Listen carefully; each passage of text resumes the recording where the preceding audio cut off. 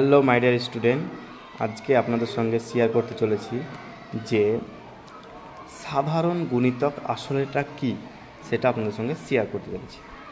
Just আমি একটা class 5-এর অঙ্ক, সেটা হচ্ছে কি 4 ও 6-এর দুটি সাধারণ গুণিতক নির্ণয় করো। এটা একটা অঙ্ক, ঠিক আছে? তো এটাকে আপনার লিখে না দেখাতে বোঝাতে পারবো না, তো একটু জাস্ট বলে রাখি। তাহলে সাধারণ গুণিতকটা কী করে বার করবো আমরা? প্রথমে 4কে 4-এর ঘরের নামতা করে নেব, ঠিক আছে? 4-এর ঘরের নামতা করবো, যেমন 4-একে 4, 4 দুগুণে 8, 3 4-এ 12, 4 4-এ 16, 4 5-এ 20, 4 6-এ 24 এ পর্যন্ত রেখে দিলাম। এবার আমি 6-এর ঘরের নামতা বলবো কি 6-কে 6, 6 দুগুণে 12, 3 6 18, 4 6 24। ওকে, তাহলে এখানে আমাদের কি হচ্ছে, ওপরেও কি আছে 12 আছে আর 24 আছে, নিচেও 12 আছে আর 24 আছে। তাহলে 4 ও 6-এর দুটি সাধারণ গুণিতক হলো 12 ও 24। ওকে, আশা করি অবশ্যই